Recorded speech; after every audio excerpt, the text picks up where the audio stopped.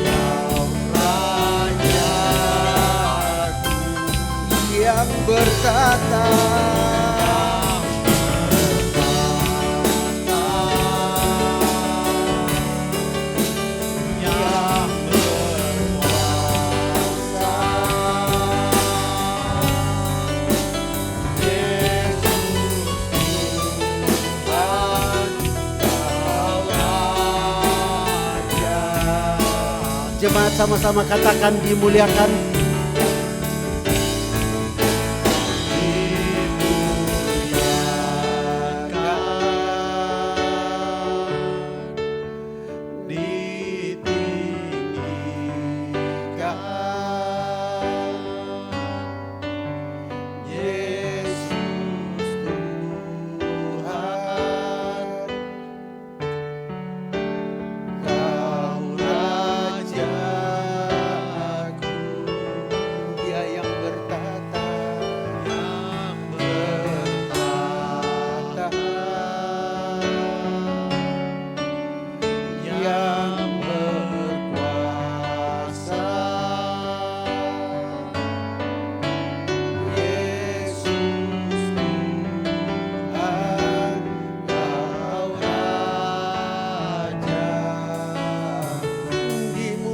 dimuliakan Tuhan.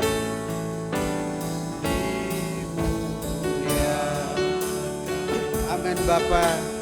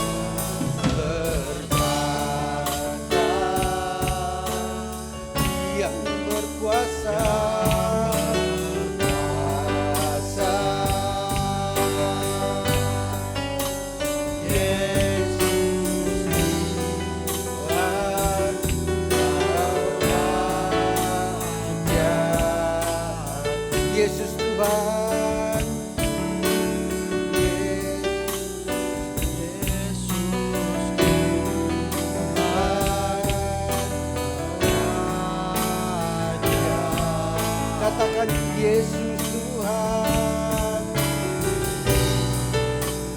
Yesus Tuhan, Kau Raja.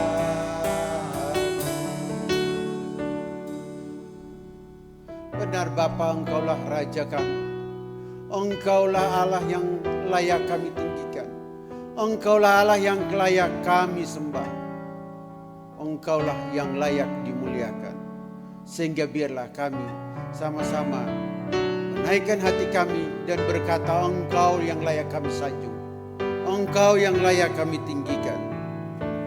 Ku sanjung Kau di tempat tinggi, sebab Engkau Imam besar aku. Sanjung Kau lebih dari yang lain, dan ku datang menyembah-Mu Tuhan. Sekali lagi katakan, ku sanjung Kau di tempat ini. Sanjung Kau di tempat tinggi, sebab Engkau Imam besar aku. Ku sanjung Kau lebih dari yang lain,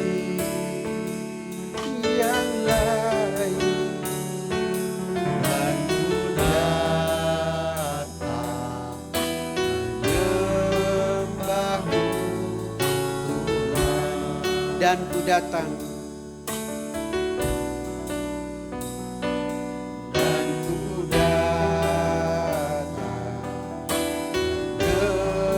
menyembah-Mu Tuhan. Sekali lagi katakan, dan ku datang menyembah-Mu Tuhan.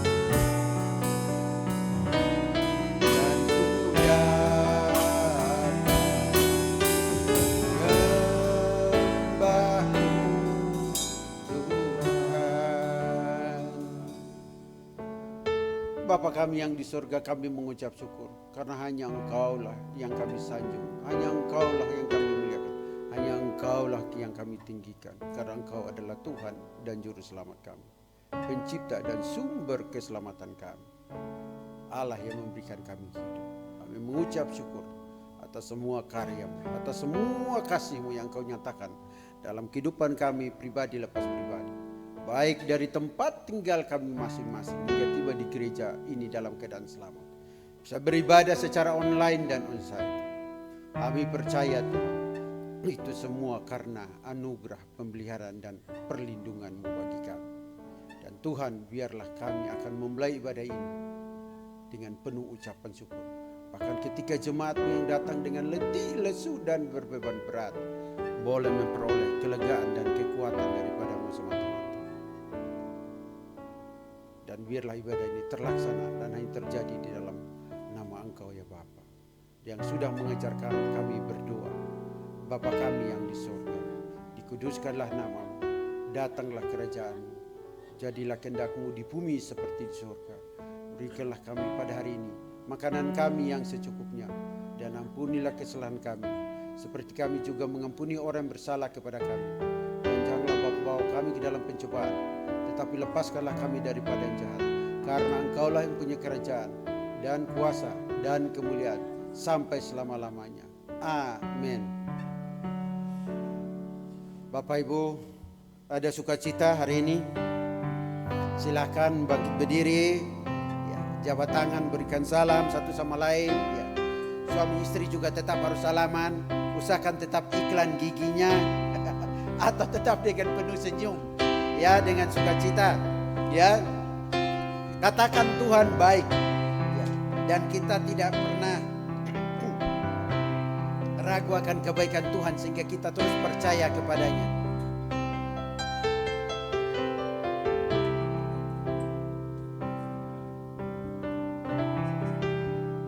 Ya, karena sudah salaman, ya.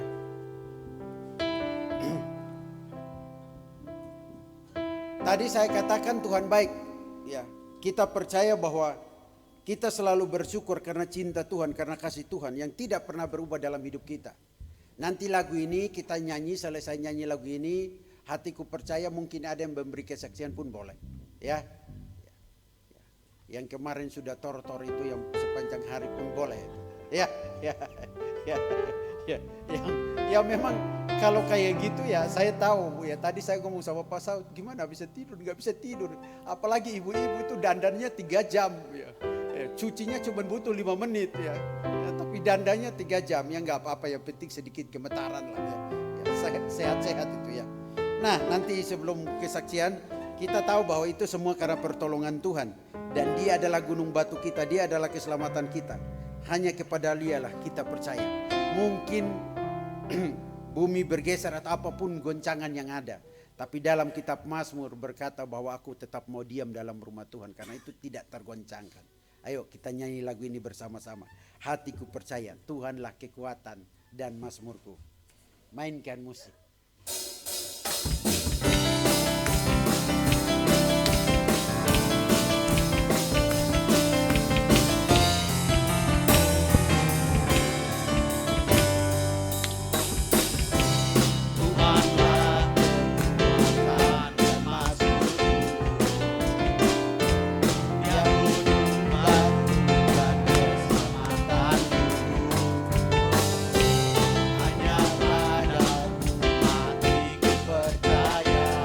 Katakan menara tetap perlindungan, mau selalu berbintang padaku, takkan pernah berubah. Hatiku percaya walau bergoncang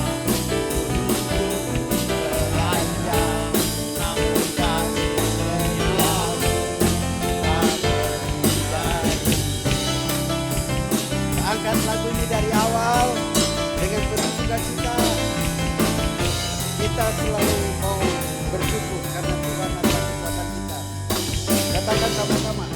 Allah kekuatan dan mazmur,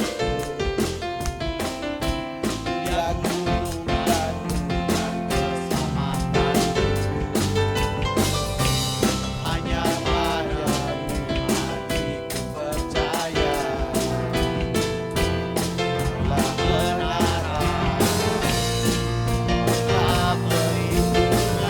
Katakan sama-sama, kau selalu percaya.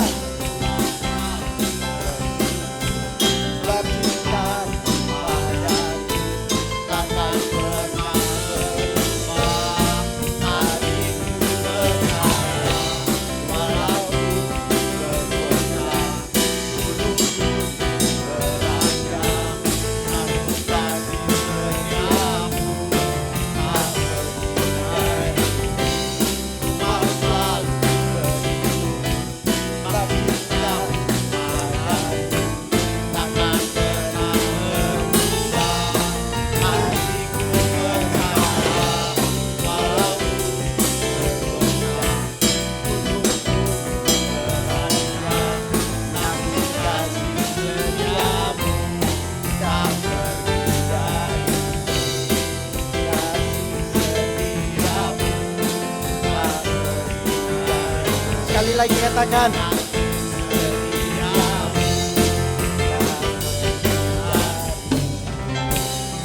Kembalikan kemuliaan bagi Tuhan. Silakan duduk Bapak Ibu.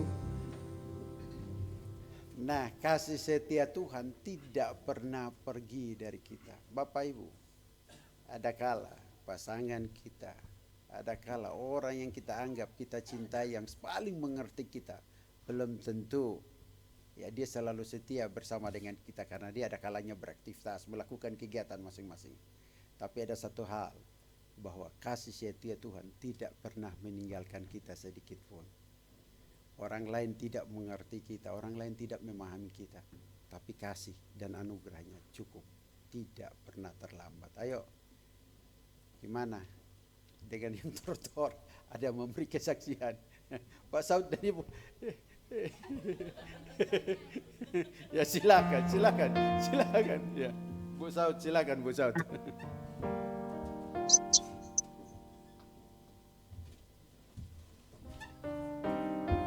Selamat pagi Bapak Ibu yang terkasih di dalam nama Tuhan Yesus. Selamat pagi Pak Yopi dan Ibu Yani yang ada di rumah. Saya mau memberikan kesaksian atau pengalaman atau apalah ya Pak ya, tentang kemarin ya, puji Tuhan, acara pernikahan anak kami Samuel dengan Sheila bisa berjalan ya. Kayaknya kita doakan ya cepat-cepat menyusul ya Pak ya. Cepat menyusul. Dia sebut Natali. Dia sebut Natali. Natali. Iya ya Bu ya. Kita doain Ibu. Padahal bukan Natali yang nikah. Iya, puji Tuhan. Semuanya berjalan dengan baik, berjalan dengan lancar. Kami percaya itu semua bukan karena kekuatan kami, tetapi tetap seperti lagu yang tadi, bahwa kasih setia Tuhan tidak akan pernah lepas daripada kita, itu kita yakini. Dan juga itu semua karena dari doa-doa kita semua yang ada di tempat ini, baik Bapak Ibu semuanya, selama ini kita berdoa dan Tuhan sudah kabulkan apa yang kita doakan. Jadi atas nama keluarga saya ucapkan terima kasih buat kita semua yang ada di tempat ini maupun yang ada di rumah. Kami ucapkan terima kasih, kiranya Tuhan Yesus memberkati kita semuanya. Dan saya akan bagikan sedikit pengalaman kami dengan Pak Saud, karena ini adalah pengalaman pertama untuk menikahkan anak ya. Ternyata bukan hal yang mudah Bapak Ibu, apalagi kan karena kita ini di adat ya. Jadi banyak proses yang harus kami lewati bersama-sama. Dan sempat setelah Marhata Sinamot berapa minggu yang lalu, setelah itu sempat agak lemas juga ya, mungkin karena kecapean atau apa seminggu itu. Saya bilang aduh gimana ini nanti ya, kok saya kok lemas, selalu saya bilang gitu. Tapi ya itu tadi, karena kita semuanya berdoa untuk kesehatan dan yang lain sebagainya, dan Tuhan memberikan kesehatan itu bagi kita. Lalu pas waktu malam mau pernikahan kemarin, karena anak-anak kan siapkan kita, memang tujuannya supaya kita bisa beristirahat katanya di hotel gitu ya. Ternyata di sana pun kita tidak bisa istirahat gitu ya. Jadi malah pikiran semakin kemana-mana gitu. Aduh ini besok bagaimana, pokoknya campur aduk lah Bapak Ibu. Ada sukacita, ada sedih juga gitu. Pas kemarin baru Pak Saud cerita kepada saya, dia bilang gini, iya ya kemarin malam kok tiba-tiba hati saya ada sedih juga katanya. Sedih karena apa? Iya tiba-tiba saya mau peluk anak saya lah katanya dia gitu. Terus pikir saya, oh selama ini dia kan selalu ganggu saya gitu. Tuh. Anaknya nikah, ada lagi temanmu kalau begitu kan. Nah ternyata pas kemarin juga dia baru cerita ke saya, ya tiba-tiba saya sedih juga, si abang teh mau nikah, makanya kemarin malam aku panggil sini dulu, saya mau peluk kamu. Dia mau nangis dia Pak. ya ini itulah suka ada bahagia, ada sedih juga gitu ya. Terus bobonya juga selama ini selalu bilang ke saya, tuh Mama Chandra selalu peluk Samuel, aduh gimana nanti ya, aku nggak bisa lagi peluk kamu, katanya macam-macam. Saya bilang, kenapa nggak bisa peluk? Saya bilangnya, kenapa nggak bisa peluk? Ya iya nanti kan dia udah ada istrinya, dia bilang. Terus aku bilanglah sama mantu saya, itu ya udah mantu sekarang ya. Udah ada mantu.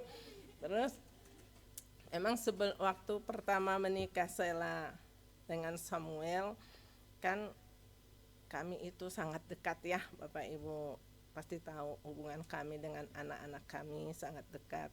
Sehingga kalau misalnya dia pergi kemana, selalu kita berusaha untuk merangkul, untuk bilang hati-hati atau apa. Jadi suatu saat Samuel dengan Sela minta izin dari rumah mau pergi keluar gitu. Jadi kalau anak-anak itu sudah otomatis gitu ya, kalau mau pergi langsung peluk, cium gitu, dilihat sama Sela. Terus saya candain aja Sela, tuh Sel, nanti kalau kamu jadi istrinya kira-kira masih bisa nggak saya peluk anak saya bilang gitu ya. Saya bisa nggak saya peluk anak saya, nanti kamu cemburu nggak, saya bilang oh enggak dong Mak, kan itu anak mama katanya, jadi saya mah nggak akan cemburu, tapi kalau orang lain yang peluk ya saya cemburu. Ya saya bilang ya kamu kan harus tahu juga. Jadi dari awal kita sudah banyak bicara dengan Sela juga, dengan anak-anak kita udah bicarakan masalah itu gitu. Itu. Nah yang terakhir saya ucapkan juga terima kasih untuk bobonya Samuel ya, dan untuk semua keluarga, karena di dalam acara ini juga tentu tidak lepas dari dukungan dari keluarga besar kami Suhombing maupun dari keluarga besar kami Huta Barat. Ya itu aja mungkin yang bisa saya bagikan. Pokoknya pertolongan Tuhan itu sangat luar biasa. Tuhan Yesus memberkati kita semua. Amin.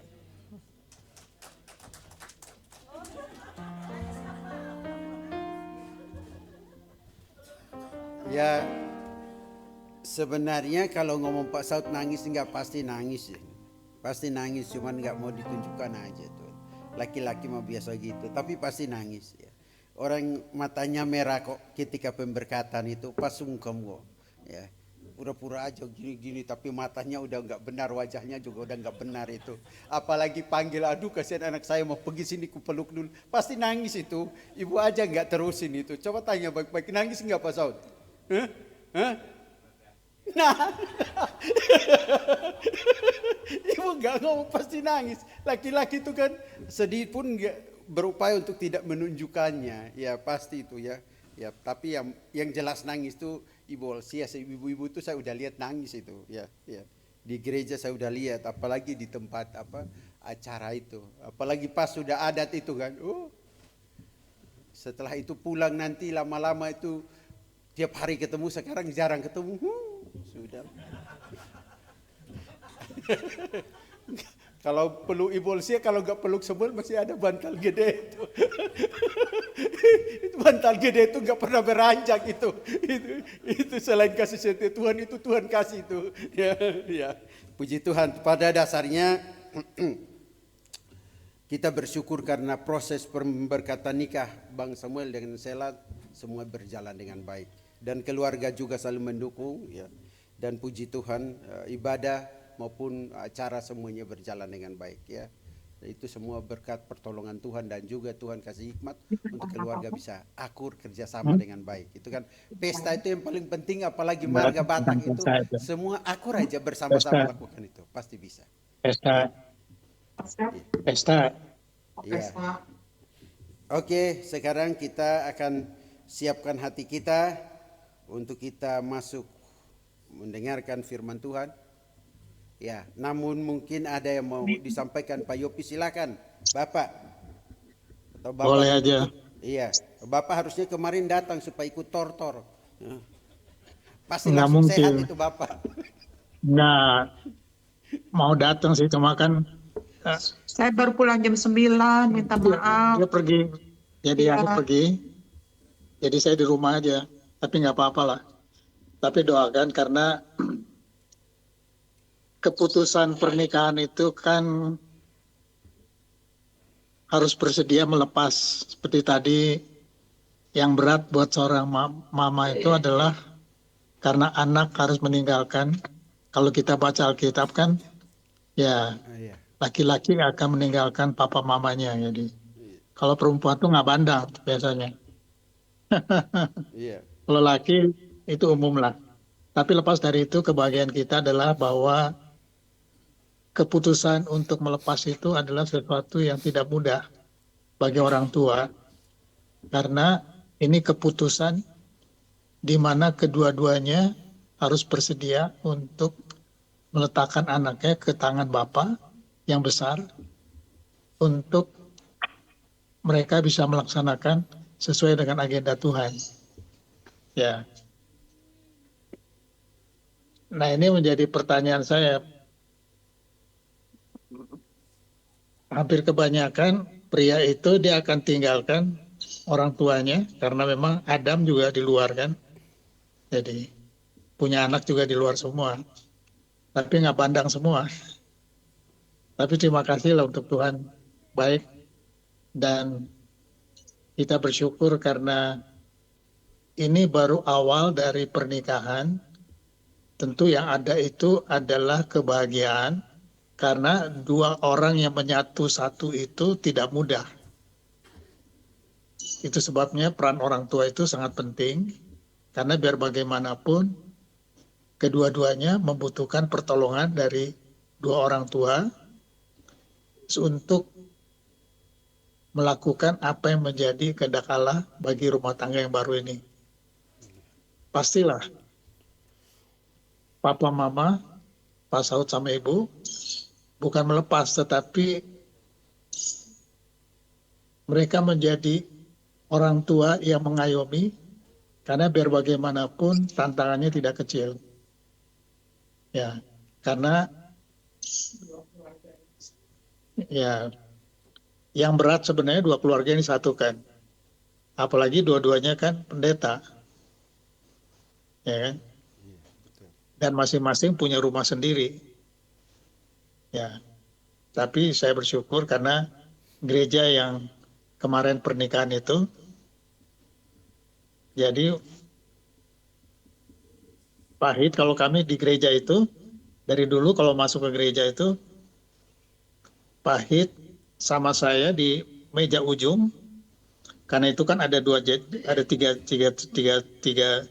tiga kelompok bangku lah artinya. Yang tengah itu panjang. Jadi saya kenal sekali gereja itu, karena dulu kami gereja di situ. Dulu rumah Pahit Jalan Riau. Ya, karena rumah Pahit di Jalan Riau, jadi dekat sekali. Kita tinggal jalan. Jadi hampir setiap minggu kami ke sana gitu. Dan misionari yang ada di situ, Kemah Injil itu boleh dibilang kami kenal semua. Jadi ya begitulah sejarahnya. Jadi selamat, Tuhan Yesus memberkati. Iya. Makasih Pak. Ya. Tinggal aja nanti tunggu ya kapan Pak Saud jadi opung. Ya. Ya. Nah, terima kasih Pak Yopi ya. Yang jelasnya bahwa pernikahan kemarin itu Pak Saud dengan ibu beserta keluarga besar itu membiarkan anak-anak itu masuk dalam agendanya Tuhan. Karena kan Tuhan menciptakan lembaga pernikahan itu. Dan izinkanlah Tuhan terus berproses dalam kehidupan mereka. Cara Tuhan memproses kita juga beda-beda. Tapi yang jelas tujuannya agar kita tetap di dalam Dia dan memuliakan Dia melalui proses yang Ia sediakan bagi kita. Terima kasih Bolsia sudah memberi kesaksian, Pak Yopi sudah memberikan hal-hal yang menguatkan, dan saatnya kita siapkan hati kita untuk mendengarkan firman Tuhan. Bapak Ibu, kita tahu bahwa dalam menjalani hidup ada kalanya kita gelisah, ada kalanya kita tidak tenang, ada kalanya kita merasa sendiri, ada kalanya kita merasa rapuh, ada kalanya kita merasa tak berdaya. Bahkan pergantian hari bisa membuat kita merasa hidup dalam kegelapan. Tidak ada yang peduli. tidak bisa melihat suatu ketenangan bila ada taufan atau mungkin ada badai yang datang menerpa hidup kita. Tapi percayalah bahwa hati kita bisa tenang. Karena apa? Karena di setiap langkah hidup kita ada tangan Tuhan yang selalu memegang kita. Ada tangan Tuhan yang teguh, tidak pernah meninggalkan kita. Lagu ini, Tenanglah Kini Hatiku. Mari kita nyanyikan sama-sama sebelum mendengarkan firman Tuhan.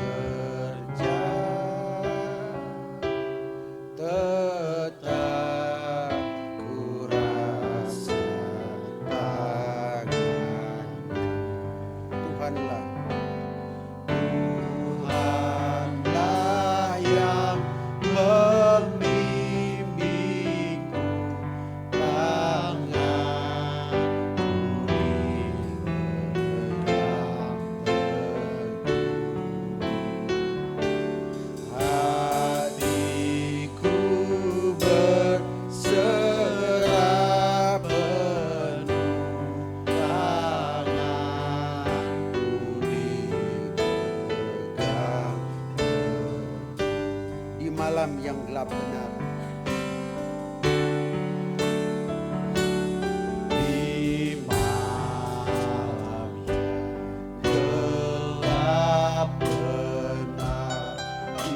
kita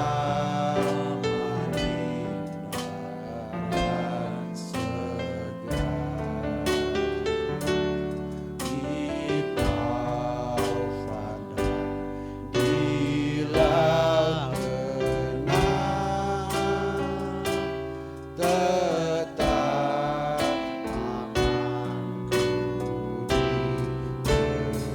Katakan sama-sama, Tuhanlah yang membimbingku, Tuhanlah yang membimbingku, tanganku dipegang teguh, hatiku berserah penuh,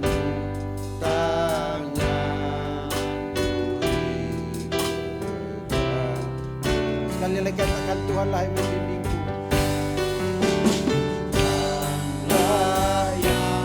Kepada hamba Tuhan yang membawakan firman Tuhan, Pendeta Nelson, saya persilakan.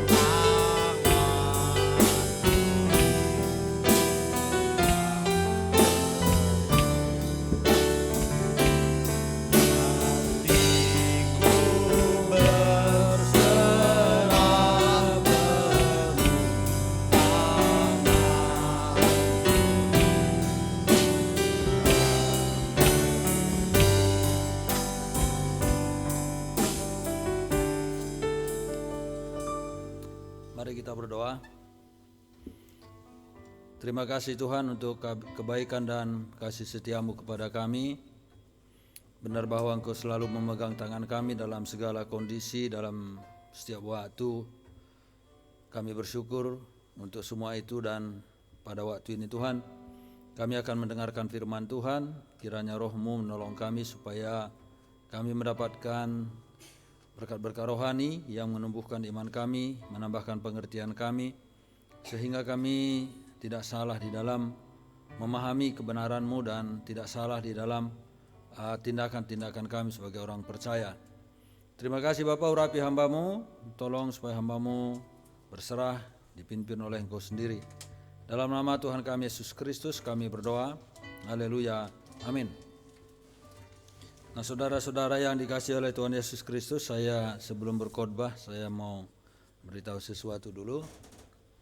Nanti jam 10 malam saya akan berangkat ke Soekarno Hatta, pesawat ke Medan 5.50.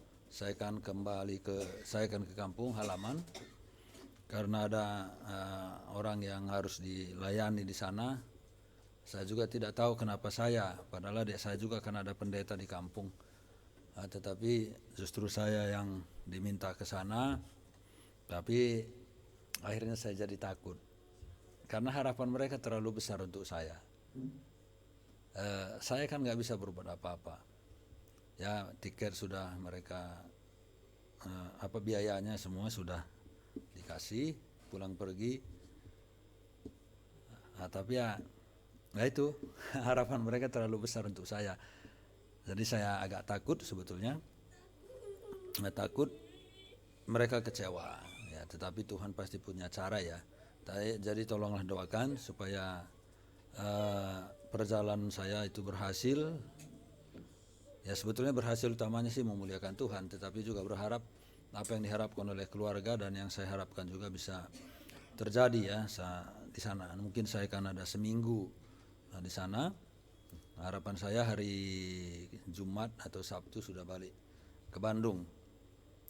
Nah, lalu di tengah-tengah takut saya itu akhirnya saya ingat satu firman Tuhan yang mengatakan di Keluaran berapa itu?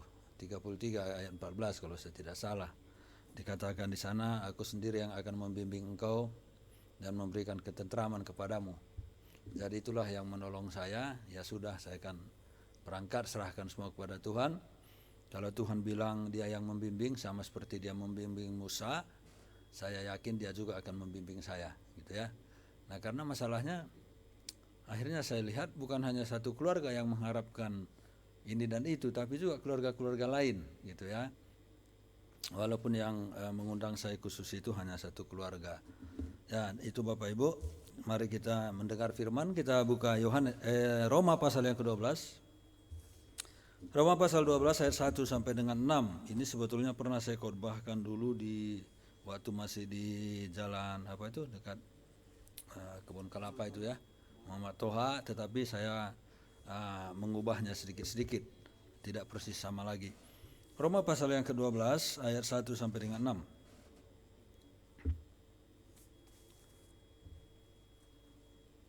Ya, saya akan baca demikian firman Tuhan. Karena itu saudara-saudara, demi kemurahan Allah aku menasihatkan kamu supaya kamu mempersembahkan tubuhmu sebagai persembahan yang hidup, yang kudus dan yang berkenan kepada Allah, itu adalah ibadahmu yang sejati. Jangan kamu menjadi serupa dengan dunia ini, tetapi berubahlah oleh pembaruan budimu, sehingga kamu dapat membedakan manakah kehendak Allah, apa yang baik, yang berkenan kepada Allah dan yang sempurna. Berdasarkan kasih karunia yang dianugerahkan kepadaku, aku berkata kepada setiap orang di antara kamu, janganlah kamu memikirkan hal-hal yang lebih tinggi daripada yang patut kamu pikirkan, tetapi hendaklah kamu berpikir begitu rupa sehingga kamu menguasai diri menurut ukuran iman yang dikaruniakan Allah kepada kamu masing-masing. Sebab sama seperti pada satu tubuh kita mempunyai banyak anggota, tetapi tidak semua anggota mempunyai tugas yang sama. Demikian juga kita, walaupun banyak adalah satu tubuh di dalam Kristus, tetapi kita masing-masing adalah anggota yang seorang terhadap yang lain. Demikianlah kita mempunyai karunia yang berlain-lainan menurut kasih karunia yang dianugerahkan kepada kita. Jika karunia itu adalah untuk berbuat baik, kita melakukannya sesuai dengan iman kita. Jika karunia untuk melayani, baiklah kita melayani. Jika karunia untuk mengajar, baiklah kita mengajar. Dan seterusnya Bapak Ibu, sebetulnya itu sudah berbicara tentang karunia-karunia. Nah Bapak Ibu yang dikasih oleh Tuhan Yesus Kristus, di dunia ini ada 3 hal yang saya perhatikan tentang berhubungan dengan keselamatan. Yang pertama, ada yang mengatakan keselamatan itu diperoleh dengan amal ibadah, baca firman, berdoa, taat dan seterusnya. Pokoknya semua itu menyangkut kepada kebiasaan-kebiasaan, aturan-aturan di dalam keagamaan. Nah itu adalah pandangan pertama dan itu lazim kita dengar. Apapun agamanya barangkali kalau kita tanya jawabannya akan ada di seputar itu. Pokoknya amal ibadah, baca firman, berdoa, taat dan seterusnya. Itu yang pertama. Yang kedua, Ada juga yang berpendapat melakukan ini dan itu seperti yang di atas tadi agar Tuhan memperhitungkan sebagai jasa, sebagai salah satu syarat keselamatan. Dari syarat, salah satu syarat di samping iman. Ada juga berpendapat seperti itu. Nah, itu orang-orang Kristen. Yang ketiga, kalau keselamatan itu cukup hanya karena iman, maka tidak perlu lagi berbuat baik atau taat kepada Tuhan. Itu yang ketiga. Keselamatan itu, yang kedua tadi, keselamatan itu didapatkan adalah beriman tetapi juga harus taat. Tapi yang ketiga ada yang mengatakan beriman tapi tidak taat. Tidak usah taat juga tidak apa-apa. Nah, saudara-saudara yang dikasihi oleh Tuhan Yesus Kristus, apa yang akan kita bahas? Kita akan menemukan posisi kita di mana setelah saya selesai berkhotbah ini. Nah, saudara-saudara yang dikasihi oleh Tuhan Yesus Kristus, kalau kita perhatikan di ayat yang ke-12, ayat yang ke-1 tadi dikatakan karena itu saudara-saudara demi kemurahan Allah. Jadi ada di sana kata karena itu sebagai kalimat peralihan dari satu pembicaraan kepada pembicaraan yang lain, dan itu disebut kemurahan Allah. Nah, kita akan melihat paling sedikit 7 poin. Sebetulnya bisa kita buat poin-poin lain, tetapi saya tidak mau bahas lebih banyak karena waktunya nanti akan terlalu panjang. Nah, poin pertama adalah kalau kita melihat di Roma 3 ayat 23, maaf, kacamata saya ini agak saya tidak tahu, ganti kacamata malah makin buram. Padahal sudah dicek begini begitu Bapak Ibu ya. Nah, kalau kita lihat di sana dikatakan karena semua orang telah berbuat dosa dan telah kehilangan kemuliaan Allah. Nah, itu adalah satu poin di mana semua orang itu telah berdosa dan telah kehilangan kemuliaan Allah. Itu adalah status semua manusia. Kalau kita membaca di Yohanes 3 ayat 18 dikatakan bahwa semua orang itu sudah berada di bawah hukuman. Jadi tidak ada manusia di muka bumi ini yang tidak berada di bawah hukuman. Semua orang, bahkan dari dalam kandungan orang itu sudah berada di bawah hukuman. Kenapa? Karena semua orang telah jatuh ke dalam dosa, telah berbuat dosa, telah mewarisi dosa. Maka tidak ada konsep di dalam kekristenan bahwa bayi yang baru lahir itu adalah bayi yang suci, kalau dia meninggal seketika langsung masuk ke surga. Tidak ada begitu konsep di dalam kekristenan. Karena tidak ada yang suci. Semua kita sudah mewarisi dosa. Perbuatan-perbuatan kita itu adalah karena memang karakter keberdosaan itu sudah ada di dalam diri kita, sehingga kecenderungan kita berbuat dosa itu selalu muncul. Saya pernah analogikan di tempat ini seperti cetakan kue. Kalau cetakan kuenya itu rusak, maka sebaik-baiknya adonan kita masukkan ke cetakan, kita panggang di oven, maka nanti kue yang dihasilkan itu juga pasti rusak. Jadi keberadaan kita itu seperti itu. Kita itu sudah rusak pada dasarnya. Ya, pada dasarnya kita sudah rusak sehingga kemudian mengeluarkan hal-hal yang rusak juga. Nah, itulah yang dimaksud di sini bahwa semua manusia itu sudah berdosa.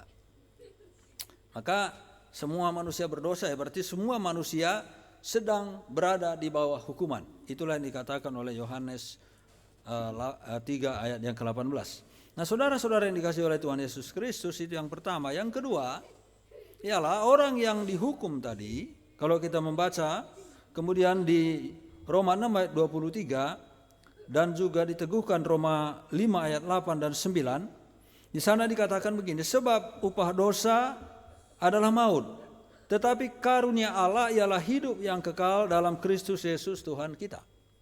Dosa upahnya adalah maut, adalah kematian. Mati secara fisik juga mati secara rohani. Nah, kalau kita baca kebangkitan kebangkitan secara rohani itu dijelaskan di Efesus pasal yang kedua, ayat yang kelima, ayat 4. Ya, di ayat yang ke-1 dikatakan kamu dahulu mati karena dosa dan terus begitu ya. Lalu di ayat 5 dikatakan di dalam Kristus kamu dibangkitkan. Jadi kita dibangkitkan secara rohani.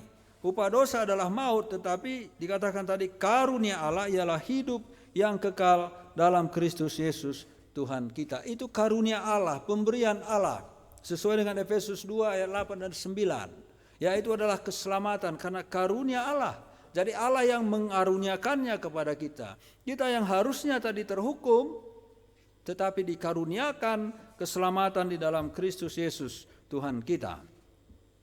Dan penegasannya ada di Roma 5 ayat 8 dan 9. Dikatakan demikian, akan tetapi Allah menunjukkan kasih-Nya kepada kita oleh karena Kristus telah mati untuk kita ketika kita masih berdosa. Lebih-lebih karena kita sekarang telah dibenarkan oleh darah-Nya, kita pasti akan diselamatkan dari murka Allah. Pasti akan diselamatkan. Kenapa?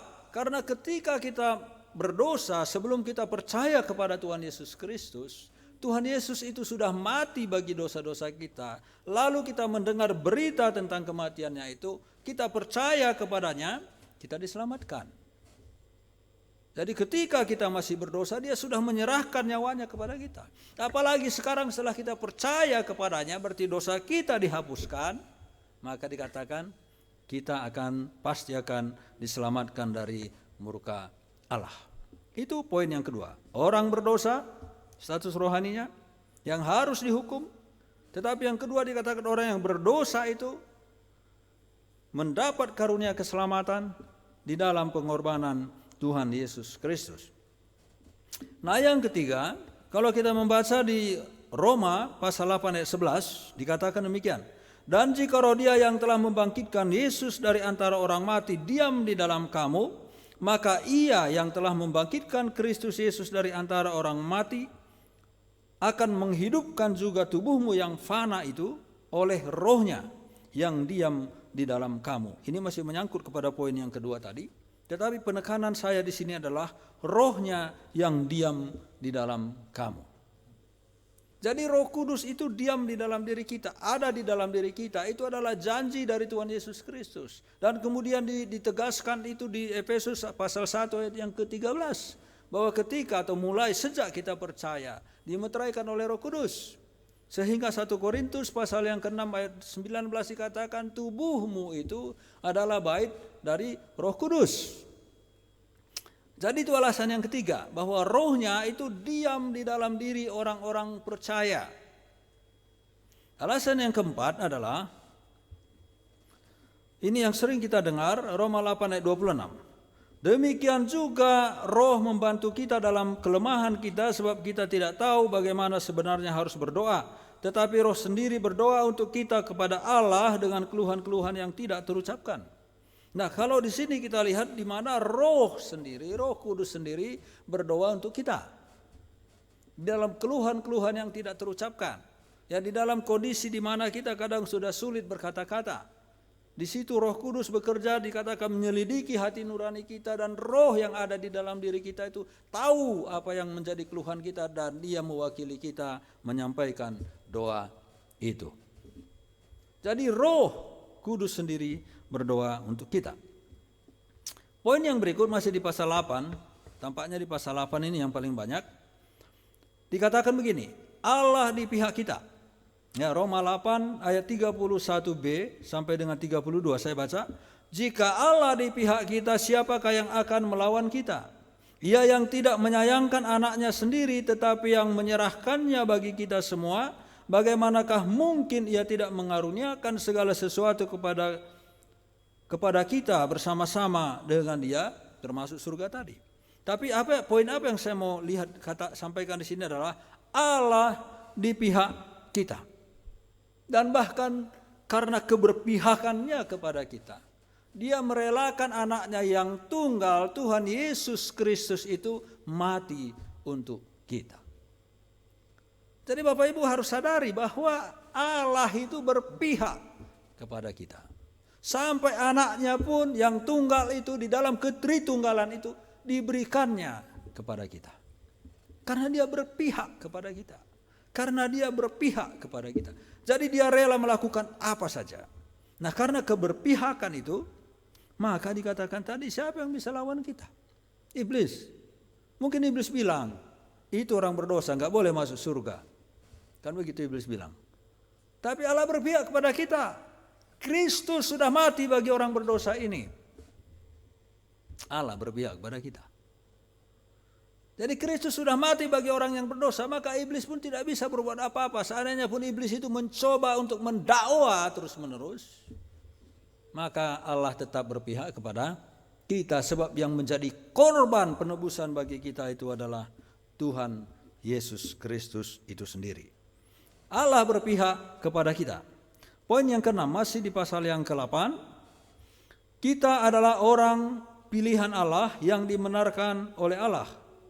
Ya 8 ayat 33. Siapakah yang akan menggugat orang-orang pilihan Allah? Allah yang membenarkan mereka. Siapa yang bisa gugat? Ya, kembali lagi, iblis pun tidak bisa menggugat. Karena Allah yang menjadi hakim bagi seluruh makhluk itu sendiri sudah membenarkan kita. Dan kita dijadikan menjadi orang-orang pilihannya. Maka tidak mungkin lagi bisa ada yang menggugat kita di tahta pengadilan Allah kelak. Tidak ada. Siapapun tidak bisa lagi menggugat kita. Karena itu disebut tadi, kita adalah orang-orang pilihan Allah yang dibenarkan oleh Allah. Kita bukan orang benar, kita orang-orang yang berdosa. Tetapi melalui pengorbanan Tuhan Yesus Kristus di kayu salib untuk menghapus dosa kita, maka kita dibenarkan oleh Allah. Jadi tidak ada yang bisa menggugat. Ya, siapapun tidak. Nah, kalau Bapak Ibu baca di Efesus pasal 1, itu ada ayat-ayat bagaimana Allah memilih kita, menetapkan kita sebelum dunia dijadikan. Ya, saya sudah bahas dengan anak-anak dan keluarga di rumah soal itu. Nah, dalam waktu juga mungkin kita bisa bahas. Nah, saudara-saudara, ini adalah sesuatu yang luar biasa bagi kita manusia yang berdosa ini, tetapi Allah mengerjakan begitu banyak hal. Lalu kalau kita lihat poin yang ke-7 ayat 34. Tadi ada pertanyaan, siapakah yang dapat menggugat orang-orang pilihan Allah? Tapi ada pertanyaan penegasan, Kristus Yesus yang telah mati? Apa katanya? Bahkan lebih lagi yang telah bangkit, yang juga duduk di sebelah kanan Allah, yang malah menjadi pembela bagi kita. Kristus yang telah mati, tetapi dia tidak tetap di dalam kematian. Dia bangkit dari kematian, dia naik ke surga, dan dikatakan apa?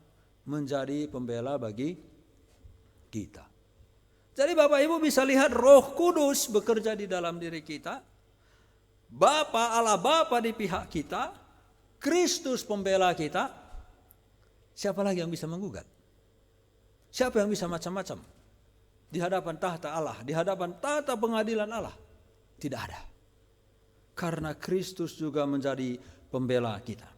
Pembela, katanya yang saya dengar ini, lebih cenderung kepada yang bersyafaat terus-menerus bagi kita. Di dunia ini kita berbuat dosa, maka Kristus yang terus-menerus sebagai imam besar, dikatakan di dalam kitab Ibrani. Dia yang sudah mencurahkan darahnya sendiri, dia bukan membawa darah anak domba, katanya, melainkan membawa darahnya sendiri. Dan dia terus-menerus membela kita di hadapan Bapa yang di surga. Kita berdosa terus, waktu demi waktu kita punya dosa. Tetapi Kristus yang sebagai imam besar, yang sudah mencurahkan, mengorbankan darahnya sendiri, dia tetap terus-menerus membela kita di hadapan Bapa. Kita jangan takut Bapak Ibu, banyak orang yang sangat tersiksa, tertekan oleh karena dosanya. Sekali waktu saya bercakap-cakap dengan seseorang, saya bilang ke dia, saya mendoakan supaya kamu melayani Tuhan sepenuh waktu. Oh, dia bingung, ya. Saya enggak berani, katanya. Kenapa? Saya merasa tidak layak. Oh, saya bilang, orang sering memang merasa tidak layak. Saya juga sama, saya bilang, merasa tidak layak. Tapi saya bilang, kamu punya dosa enggak yang terus-menerus kamu lakukan? Nah, itu biasanya yang menjadi masalah. Terus-menerus saja dilakukan. Nah, itu biasanya merasa membuat semakin tidak layak. Nah, saya bilang tidak ada yang layak di antara kita. Kita itu semua dilayakkan oleh Tuhan. Tadi dibenarkan oleh Tuhan. Bukan orang benar, tapi dibenarkan oleh Tuhan. Kita dilayakkan oleh Tuhan. Kita terus dibela oleh Tuhan Yesus Kristus. Melalui darahnya yang sudah dia curahkan di kayu salib itu. Dia membela kita terus menerus ketika kita berbuat dosa di hadapan Tuhan. bukan berarti bahwa kita harus berdosa.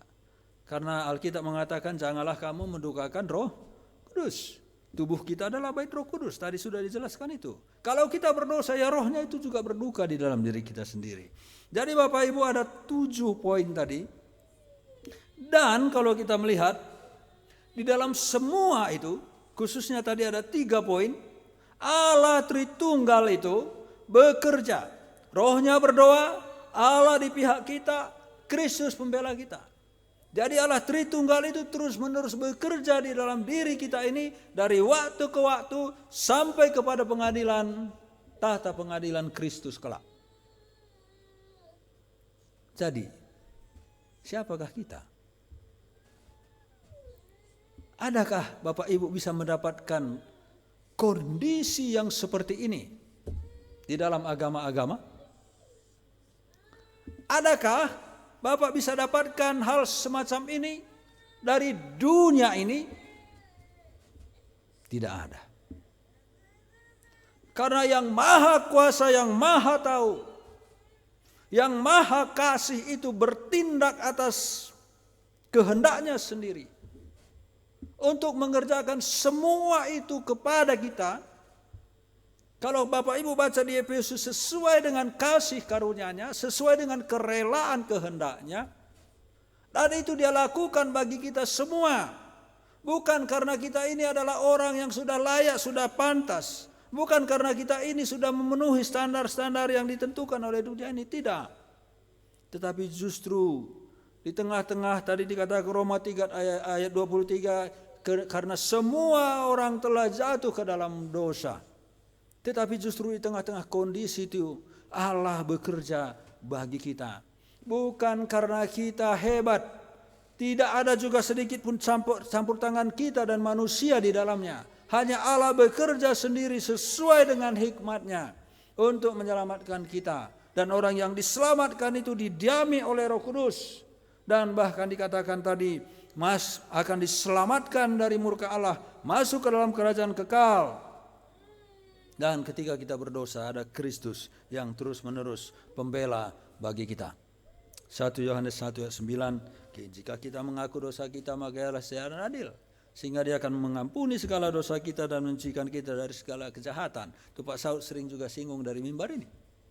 Karena Kristus sebagai imam besar yang sudah mempersembahkan tubuhnya sendiri menjadi korban penghapus dosa umat manusia. Jadi ada 7 poin, kalau Bapak Ibu pelajari lagi mungkin masih banyak poin-poin yang lain. Nah lalu tadi ada peralihan apa katanya? Karena itu. Karena yang poin-poin yang saya sebut tadi, ya walaupun masih ada mungkin poin lain. Karena itu demi kemurahan Allah, itu adalah kemurahan Allah. Yang saya sebut 7 poin tadi adalah kemurahan Allah. Karena Allah sudah bermurah hati kepada kita, maka Dia katakan, persembahkanlah tubuhmu.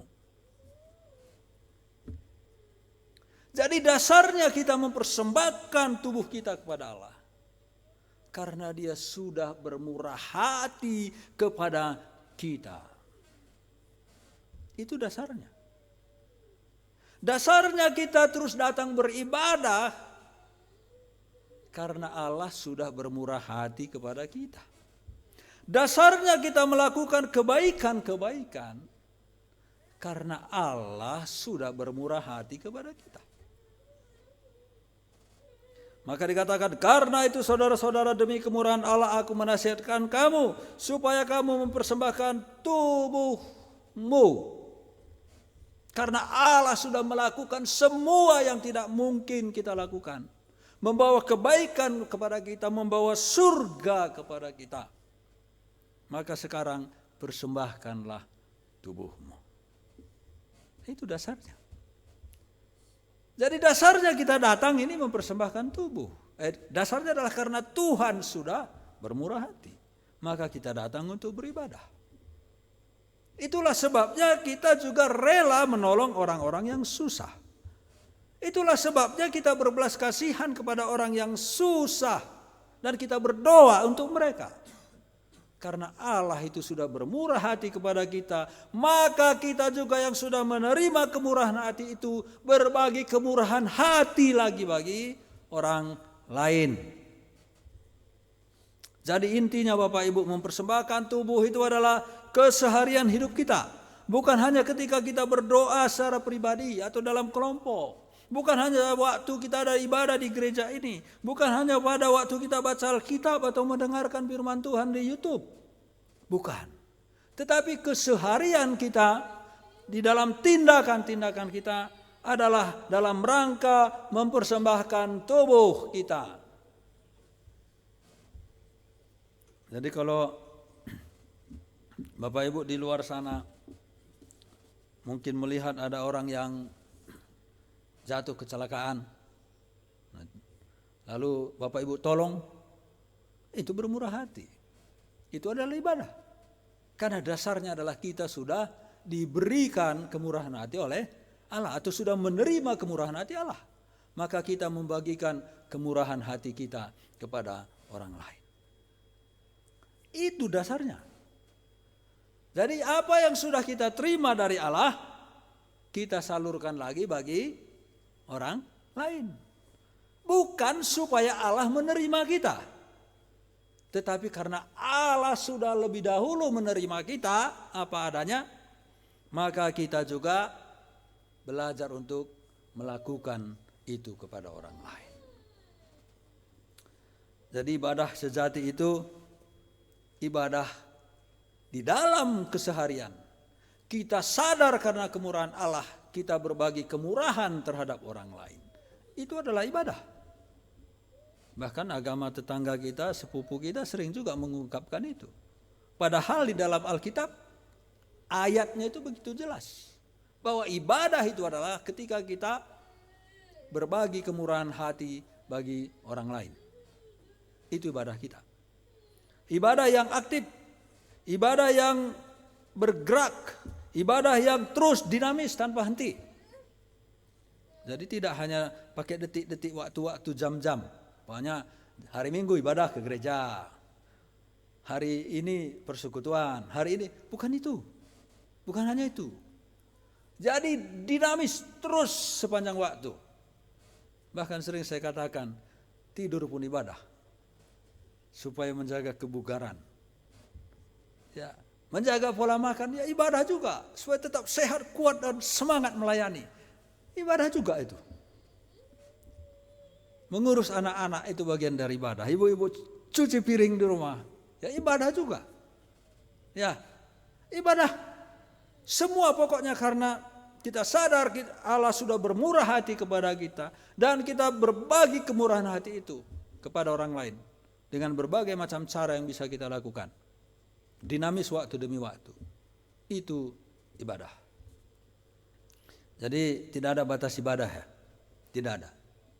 Tidak ada batas ibadah. Tadi saya bilang makan aja ibadah, tidur aja ibadah. Bapak Ibu, semua itu ibadah. Asal kita menyadari karena kemurahan hati Allah saya melakukan ini semua. Itulah maka dikatakan tadi demi kemurahan Allah. Itu yang pertama. Itu gerakan, tindakan yang harus kita lakukan. Yang kedua, itu adalah larangan. Yang kedua, jangan menjadi serupa dengan dunia ini. Lalu dikatakan tetapi, ini kontrasnya, berubahlah oleh pembaruan budimu. Jadi Bapak Ibu di dalam Tuhan Yesus Kristus, di dalam dunia ini orang beribadah supaya berkenan kepada Allah. Itu serupa dengan dunia kalau itu kita lakukan. Oh mari kita sembah Tuhan, puji Tuhan, haleluya, supaya hadiratnya turun memenuhi kita, kita diberikan sukacita dan damai sejahtera.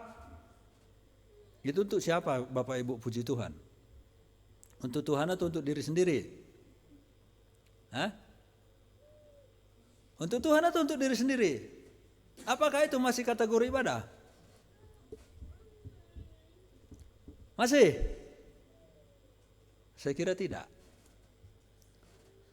Beribadah, jangan menjadi serupa, jangan ikuti pola dunia ini. Karena pola Allah di dalam kekristenan itu berbeda. Kalau dunia ini mengatakan lakukan kebaikan supaya kamu menerima kebaikan, tapi di dalam kekristenan bilang lakukan kebaikan karena kamu sudah menerima kebaikan. Itu berbeda. Lakukan kebaikan karena kamu sudah menerima anugerah Allah. Dunia ini mengatakan lakukan kebaikan supaya Tuhan senang kepada kamu dan itu nanti diperhitungkan menjadi jasamu. Beda, itu dunia. Tetapi di dalam kekristenan bukan demikian. Jadi berubah, pola pikir kita harus berubah. Kita sesuaikan dengan firman Tuhan. Kalau dunia ini mengatakan kalau kamu dimarahi, maka kamu juga harus marah, balas. Tapi Tuhan mengatakan tidak demikian. Kalau ada orang yang menampar pipi kirimu, kasih lagi pipi kananmu. Beda. Jangan menjadi serupa oleh dunia ini. Tetapi kita ini kan hidup di dunia. Informasi yang paling banyak masuk ke dalam kuping kita itu dan yang kita saksikan itu adalah pola dunia. Di jalan-jalan kita sudah melihat pola dunia di jalan itu. Sedikit serempet, kejar gitu. Saya sekali waktu pernah kaget, disenggol sama motor. Waktu itu ada Benaya kalau saya tidak salah, masih kecil dia di depan. Jadi anak-anak kan enggak sengaja itu mencet-mencet itu klakson. Ya, ada motor di depan. Ya, jadi dia jengkel itu, diselip saya, digesek gitu ya. Aduh, pikir oh ya ini karena anak ini gitu ya. Ini pola dunia ini. Oh, saya kaget itu. Padahal Benaya itu gak sengaja, dia anak-anak namanya, dia di depan, dia pencet-pencet aja klaksonnya. Ternyata ada orang yang merasa saya usil gitu ya, dipepet kayaknya. Nah saudara, itu pola dunia. Ya kalau kita ya mengalah lah, belajarlah mengalah. Kan dikatakan jangan menjadi serupa dengan dunia ini. Di dalam segala hal, kita tidak harus bahkan dilarang untuk mengikuti pola dunia ini, tetapi kita berubah. Artinya bahwa dalam diri kita ini masih ada kecenderungan untuk mengikuti pola-pola dunia ini. Apalagi kalau kita dulu hidup di dalamnya. Sekarang katanya berubah. Jadi perubahan ini juga dinamis. Terus menerus. Tetapi bukan seperti tadi supaya membuat Tuhan memperhitungkan itu. Tidak. Tapi karena Tuhan baik kepada saya, maka saya mau nurut kepada Dia. Nah Bapak Ibu yang dikasihi oleh Tuhan Yesus Kristus, saya kadang-kadang katakan begini. Kalau ada orang yang sangat baik kepada kita, dia selalu peduli kita, dia selalu tolong kita, ada kesusahan kita, dia datang mendampingi kita, ada kebutuhan kita yang kita tidak sanggup penuhi, dia mencoba berusaha untuk menolong kita. Lalu kalau dia minta sesuatu untuk Bapak lakukan, Bapak Ibu lakukan, mau enggak? Umumnya kita mau. Apakah supaya dia baik kepada kita? Bukan. Karena dia sudah baik kepada kita, maka kita lakukan apa yang dia minta kita lakukan. Nah begitulah kita di dalam Tuhan. Jadi berubah itu karena memang Tuhan sudah baik kepada kita. Jadi itu yang mendorong kita untuk berubah, karena Tuhan suruh kita berubah.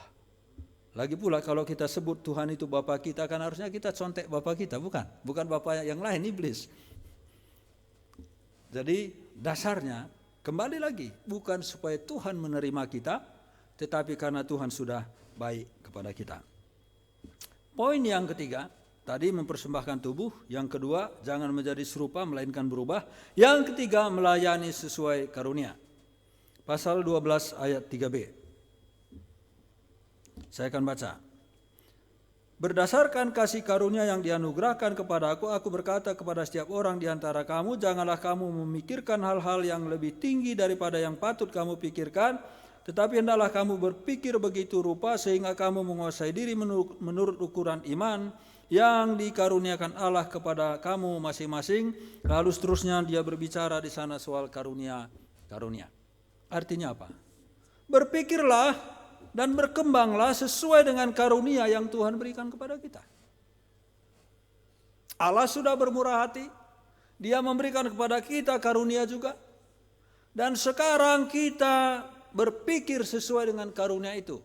Maksudnya jangan menginginkan karunia orang lain, Kalau orang lain punya karunia itu, ya itu bagian dia. Kita juga punya karunia, di mana karunia itu menjadi salah satu yang Tuhan inginkan sebagai bentuk persembahan tubuh kita kepada Allah.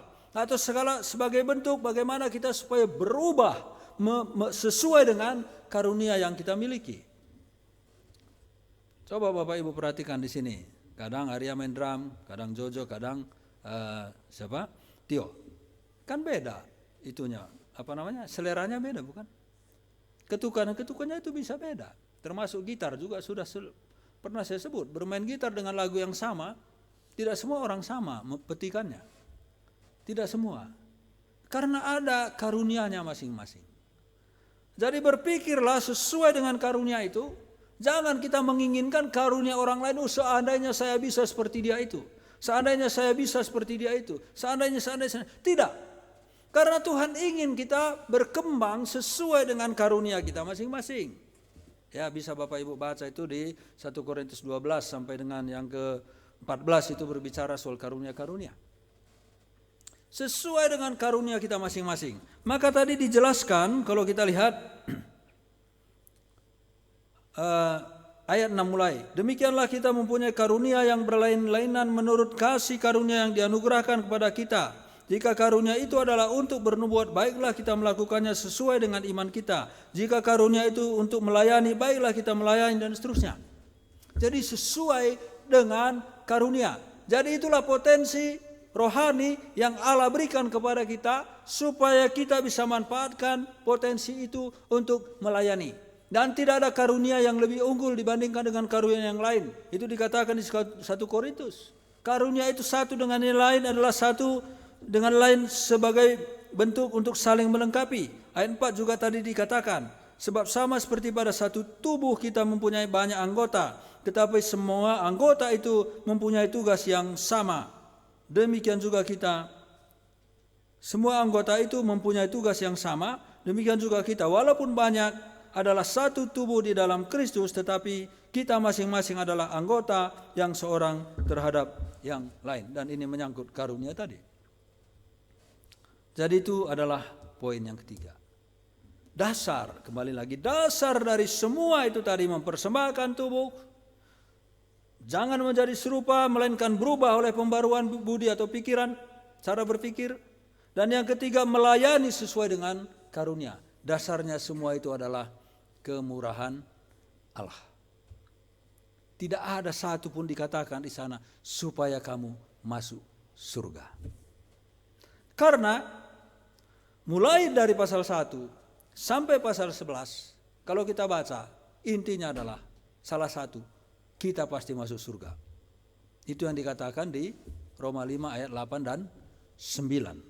Sebab juga Kristus telah mati untuk kita ketika kita masih berdosa, katanya. Lebih-lebih sekarang setelah kita dibenarkan oleh darahnya, maka kita pasti akan diselamatkan dari murka Allah.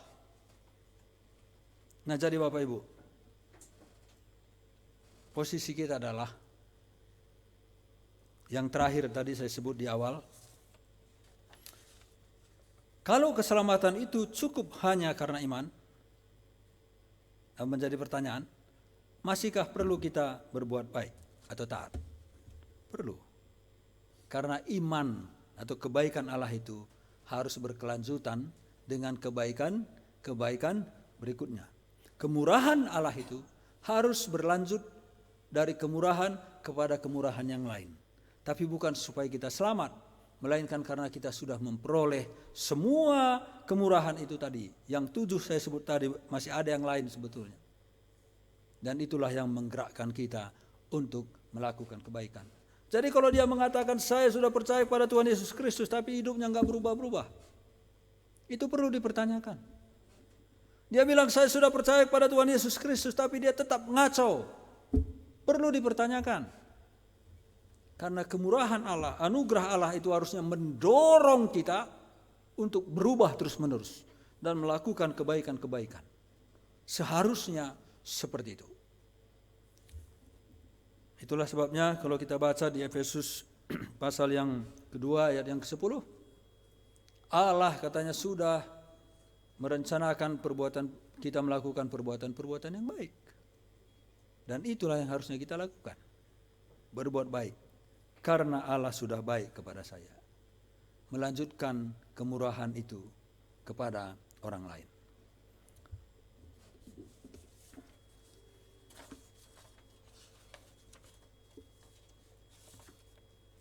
Jadi Bapak Ibu, saya akan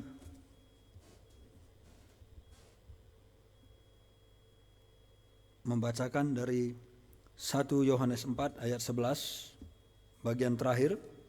Saudara-saudara yang kekasihi, jikalau Allah sedemikian mengasihi kita, maka kita juga saling mengasihi. 1 Yohanes 4 ayat 11. Satu lagi, kita mengasihi karena Allah lebih dahulu mengasihi kita. 1 Yohanes 4 ayat 19. Jadi kiranya ini menjadi kesimpulan dari apa yang saya sampaikan dari khotbah ini. Mari kita berdoa. Terima kasih ya Tuhan karena Engkau sangat bermurah hati kepada kami. Kami manusia berdosa yang harus dihukum, tetapi karena karunia di dalam Kristus Yesus kami dibenarkan dan tidak akan binasa melainkan diselamatkan. Bahkan karena kami adalah orang yang sudah Engkau tebus, maka Allah ada di pihak kami.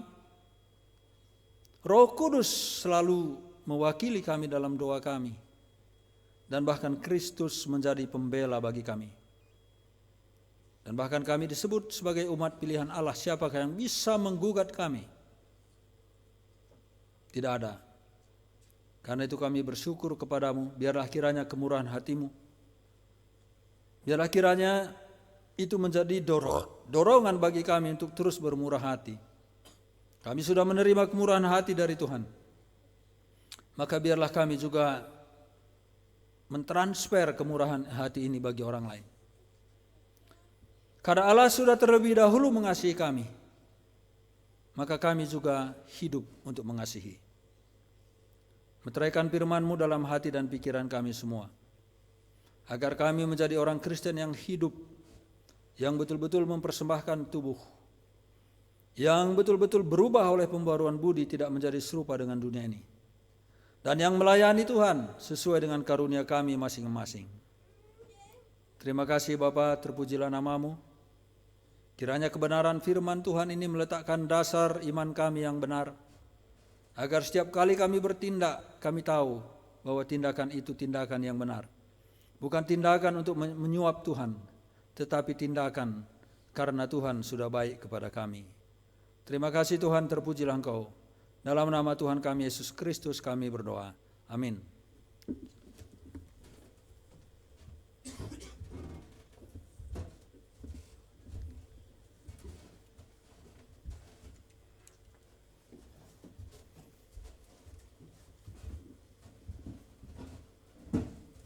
Terima kasih Pak Nelson. Pendeta Nelson sudah menyampaikan banyak hal.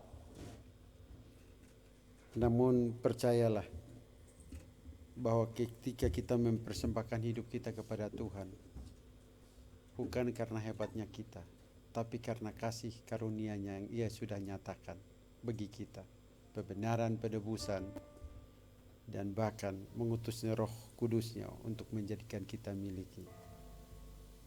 Dan Pak Nelson sudah menyampaikan banyak hal. Ayo, maka daripada itu saya cuma mengatakan, melayani Tuhan itu adalah satu kehormatan, bukan beban. Melayani Tuhan adalah satu kehormatan, bukan beban. Karena hidup kita memuliakan Dia dan meninggikan Dia. Kita akan memberikan persembahan, Bapak Ibu. Namun sebelum itu kita berdoa terlebih dahulu. Tio yang berdoa untuk persembahan. Mari kita berdoa. Tuhan, terima kasih atas firman yang kami dengar. Sekarang kami ingin memberikan persembahan ya Tuhan. Tuhan berkati persembahan yang diberikan supaya bisa menjadi berkat untuk gereja ini dan sekitarnya. Dengan khusus kami serahkan kepada Tuhan dan kepada amin.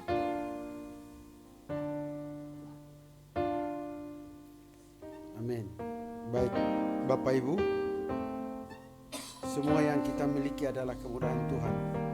Bahkan kita bisa menjalani hidup ini juga karena kasih Tuhan. Kita nyanyikan lagu ini sambil yang bertugas memberi persembahan silakan mengambil persembahan. Kau hiasi kehidupanku. Kau hiasi kehidupanku dengan kemurahan-Mu. Kau rancangkan masa depanku penuh dengan harapan. Aku ada saat ini, semuanya karena kasih-Mu. Aku hidup hari ini, semua berkat kemurahan-Mu. Terima kasih Yesus, Engkau sangat baik, amat baik bagiku. Terima kasih atas persembahannya, Tuhan berkati. Dan kita akan mendengarkan warta ya pada Pak Pendeta Saud. Cuman dua antara Pendeta Saud dengan ada ya. Udah. Ya, silakan.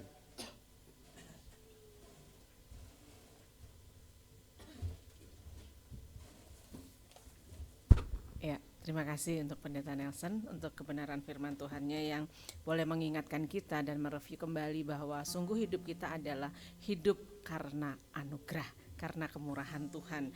Dan hari ini saya ingin sedikit mengajak kita bersama-sama. Selama ini kalau kita berdoa kan selalu meminta kepada Tuhan, dan hari ini kita mau bersyukur ya, khusus bersyukur sesuai juga dengan firman bahwa apa yang bisa kita kerjakan karena kemurahan Tuhan, karena kebaikan Tuhan, dan baiklah kita mau bersyukur gitu ya.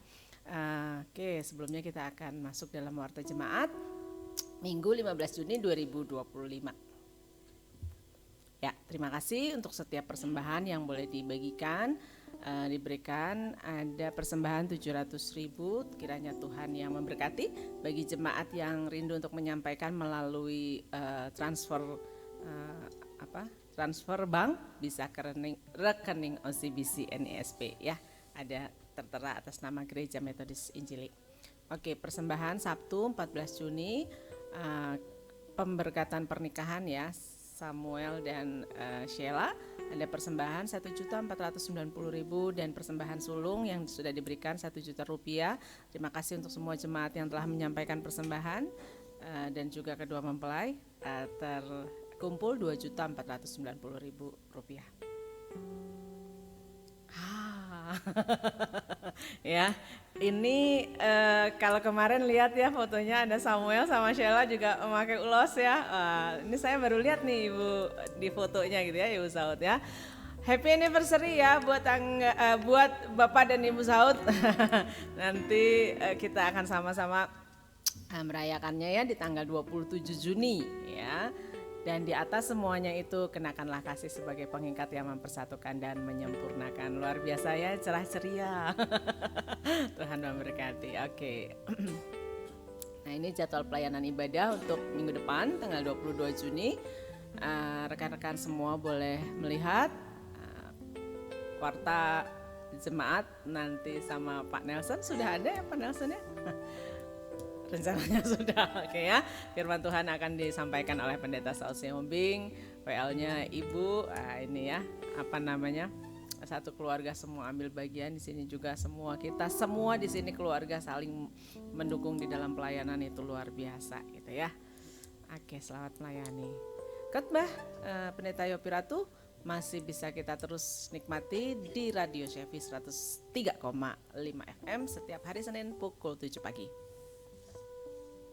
Oke, ini beberapa pokok doa kita, dan kita akan terus bersyukur ya untuk setiap hal yang dikerjakan dan bagaimana Tuhan bekerja dalam hidup kita. Adakah pokok doa yang lain selain ini? Ya, Kalau tidak ada, kita akan bersatu di dalam doa. Tuhan, kami sungguh bersyukur, berterima kasih karena kebaikan-Mu dan kemurahan-Mu yang membuat hidup kami ada sebagaimana kami ada saat ini. Kami tahu Tuhan betapa luar biasanya apa yang Engkau kerjakan atas hidup kami. Kami bisa melakukan banyak hal karena kami sudah menikmati kemurahan Tuhan, karena kami sudah menerima kebaikan Tuhan, sehingga biarkan hidup kami boleh juga menjadi bagian yang terus mengerjakan apa yang Tuhan mau kami kerjakan. Kami bersyukur untuk hidup kami masing-masing ya Tuhan, karena kami tahu bahwa sesungguhnya hidup kami tidak berharga, tetapi hidup kami menjadi berharga. Sesungguhnya hidup kami tidak layak, tetapi kami menjadi layak. Dan kami bersyukur karena Engkau menjadi pembela atas hidup kami. Kami juga mau bersyukur Tuhan untuk keluarga kami masing-masing. Bersyukur karena ada suami, ada istri. Kami bersyukur untuk anak-anak, kami bersyukur untuk orang tua yang selalu support di dalam hidup kami. Kami bersyukur bagi mereka semua pribadi-pribadi yang Tuhan percayakan ada dalam hidup kami ya Tuhan. Kami bersyukur karena kami percaya bahwa Tuhan tidak pernah salah menempatkan pasangan, menempatkan anak-anak, menempatkan orang tua di dalam hidup kami. Kami percaya bahwa Tuhan mau hidup kami menjadi hidup yang berkemenangan, dan kami bersyukur karena setiap pribadi ini menjadi bagian yang berharga di dalam hidup kami. Kami juga bersyukur ya Tuhan, bersyukur untuk kesehatan yang Tuhan berikan bagi hidup kami, bersyukur untuk hidup yang masih Tuhan percayakan bagi hidup kami, karena kami tahu bahwa di luar sana ada orang-orang yang sudah selesai dengan hidupnya, ada yang masih terus bergumul dengan kesehatannya, tetapi saat ini kami juga sungguh bersyukur karena hidup dan kesehatan masih terus Tuhan berikan di dalam hidup kami. Dan kami juga bersyukur Tuhan karena kami diberikan kemampuan untuk kami bisa bertahan di dalam setiap kesulitan-kesulitan kami. Kami tahu bahwa kami punya pergumulan, tapi kami bersyukur karena kami percaya bahwa kesulitan itu Tuhan izinkan untuk kami lalui, kami nikmati, sehingga kami bisa melihat betapa Engkau Allah yang bisa diandalkan atas hidup kami. Kami juga bersyukur Tuhan untuk negara kami. Kami bersyukur untuk para pemimpin yang baik. Kami bersyukur untuk para pemimpin yang memikirkan rakyatnya. Kami bersyukur Tuhan untuk mereka yang sudah Tuhan percayakan untuk mereka bekerja di dalam pekerjaan mereka sebagai pemimpin negara, dan kami bersyukur karena Tuhan juga hadir bagi hidup mereka. Tuhan, kami juga hari ini mau bersyukur untuk gereja-gereja dan hamba-hamba Tuhan yang terpanggil untuk melayani. Kami bersyukur karena masih begitu banyak gereja-gereja yang mengerjakan pekerjaan Tuhan, hamba-hamba Tuhan yang menjadi kepanjangan tangan Tuhan, sehingga mereka melayani dengan hati yang bersih, sehingga mereka melayani dengan ketulusan, sehingga mereka bisa melayani dengan kemurahan hati mereka karena Tuhan yang bekerja atas mereka. Terima kasih ya Tuhan, kami juga bersyukur karena kami diberi kemampuan untuk kami bisa mengasihi orang lain. Kami bersyukur karena Tuhan memberikan hati yang terus dilimpahi oleh kebaikan Tuhan. Dan kami bersyukur karena kami menjadi orang-orang yang dikasihi oleh Tuhan, sehingga memampukan kami untuk kami boleh mengasihi orang lain dengan kasih-Nya Tuhan. Kami juga bersyukur Tuhan Yesus karena kemarin kami sudah melihat bagaimana Tuhan bekerja di dalam pernikahan Samuel dan Sheila, dan semuanya boleh berjalan dengan lancar. Selama ini kami mendoakan untuk acara ini ya Tuhan, dan kami bersyukur karena semuanya Tuhan yang ambil alih dan semuanya boleh selesai dengan baik. Kami bersyukur Tuhan karena Tuhan yang terus bekerja di dalam keluarga besar Pak Saud dan juga Ibu dan juga keluarga Sela. Kami bersyukur juga ya Tuhan karena Tuhan memberikan kesempatan untuk Pak Nelson boleh ambil bagian di dalam pelayanan baik ke Kuningan ataupun rencana hari ini akan pergi ke Medan. Mari Tuhan, kami bersyukur karena keluarga di sana ataupun orang-orang di sana mempercayakan pelayanan ini bagi Pak Nelson, dan kami sangat yakin bahwa Tuhan juga bekerja, dan kami bersyukur karena Tuhan yang terus ada di dalam mendampingi Pak Nelson di dalam pelayanannya di Medan nanti. Terima kasih Tuhan, kami juga bersyukur untuk Pak Yopi dan juga Ibu yang selama ini sudah bersama-sama dengan kami sebagai Bapak dan Ibu Gembala. Kami bersyukur untuk kehadiran mereka, kami bersyukur untuk support mereka, dan kami bersyukur karena kami juga melihat di dalam hari-hari masa tua mereka Tuhan hadir, dan kami bersyukur untuk kemampuan, kekuatan, kesehatan yang masih Tuhan terus berikan bagi Pak Yopi dan juga Ibu. Kami bersyukur juga untuk keluarga besar Pak Yopi dan Ibu, anak-anak, mantu, cucu yang terus mensupport mereka di dalam kehidupan hari-hari mereka. Terima kasih Tuhan, kami bersyukur karena kami juga tahu bahwa di tanggal 27 Juni nanti ada hari spesial bagi Pak Saud dan juga Ibu, karena mereka bisa merayakan hari anniversary mereka, dan kami bersyukur karena tahun-tahun yang Tuhan berikan di dalam rumah tangga mereka menjadi bagian yang memperkaya mereka untuk mereka boleh terus melihat bahwa Tuhanlah pemimpin atas hidup mereka, atas pernikahan mereka. Bersyukur untuk hati yang saling mengasihi sehingga boleh bertahan melalui ke kondisi-kondisi yang sulit, kondisi-kondisi yang menyenangkan, dan mereka boleh sampai pada titik di mana mereka menikmati hari anniversary mereka. Terima kasih Tuhan, kami juga terus bersyukur untuk jemaat yang tetap setia, yang memiliki loyalitas untuk terus percaya kepada Tuhan. Terima kasih untuk jemaat yang terus ada dan terus boleh beribadah bersama-sama dengan Gereja Menara Pengharapan. Kami bersyukur untuk anak-anak muda yang masih punya hati untuk terus melayani di dalam pelayanan musik di tengah-tengah pergumulan setiap anak muda, dan mereka mengambil keputusan untuk melayani. Tentu ini menjadi bagian yang luar biasa.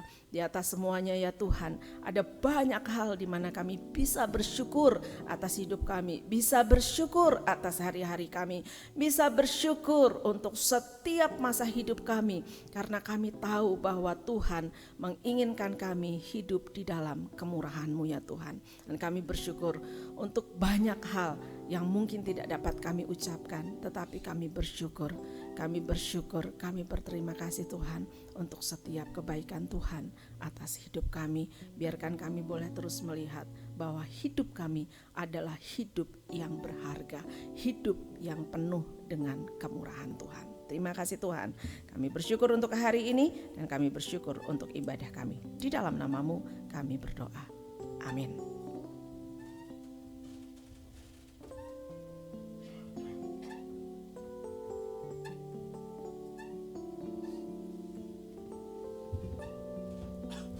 Jemaat yang dikasihi Tuhan, saya undang kita semua bangkit berdiri.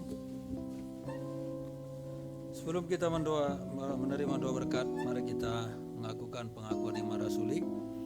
Aku percaya kepada Allah, Bapa yang Maha Kuasa, Hari langit dan bumi, dan kepada Yesus Kristus anak yang tunggal Tuhan kita, yang dikandung dari Roh Kudus, yang lahir dari anak dari Maria, yang menderita sengsara di bawah pemerintahan Pontius Pilatus, mati dan dikuburkan, turun ke dalam kerajaan maut, pada hari yang ketiga bangkit pula dari antara orang mati, naik ke surga, duduk di sebelah kanan Allah Bapa yang Maha Kuasa, dan akan datang dari sana untuk menghakimi orang yang hidup dan yang mati. Aku percaya kepada Roh Kudus, Raja yang kudus dan enam, persekutuan orang kudus, pengampunan dosa, bangkitan daging dan hidup yang kekal. Amin. Mari jemaat semua, arahkanlah hati dan imanmu kepada Tuhan, dan terimalah berkat dari Dia. Diberkatilah rumah tanggamu, diberkatilah anak cucumu, diberkatilah kesehatanmu, diberkatilah pekerjaanmu, diberkatilah pendidikanmu, diberkatilah engkau ketika engkau di rumah dan di luar rumah, dan diberkatilah engkau waktu demi waktu. Dan teruslah kiranya berkat-berkat Allah Bapa, cinta kasih dari Tuhan Yesus Kristus, kekuatan penghiburan, hikmat, tuntunan dari Roh Kudus nyata dan terus tercurah kepada Bapak Ibu sekalian mulai saat ini sampai Maranatha, Tuhan datang kembali. Amin.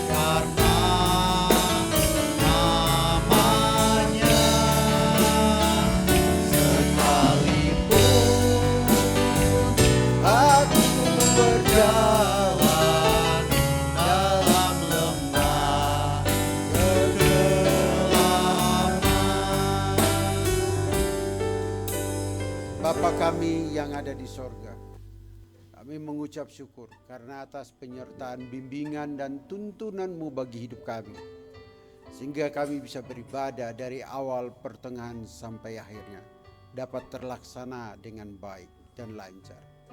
Namun Tuhan, kami terus memohon anugerah-Mu, perlindungan-Mu, serta penyertaan-Mu di dalam kehidupan kami, agar kami menjalani hidup terus melakukan apa yang menjadi kehendak-Mu, menjadi saksi-saksi Kristus, dan terus memuliakan nama-Mu, baik dalam hidup kami secara pribadi, dalam keluarga kami, dalam pekerjaan kami, dalam studi kami, dalam usaha kami, dan segala aspek hidup yang kami lakukan. Semuanya Engkau nyatakan anugerah-Mu dan pemeliharaan-Mu bagi kami. Rahmat-Mu cukup dan berlimpah bagi kami semua. Terima kasih Tuhan. Hanya di dalam nama Bapa, Anak, dan Roh Kudus kami berdoa. Amin. Selamat hari Minggu, Tuhan Yesus memberkati.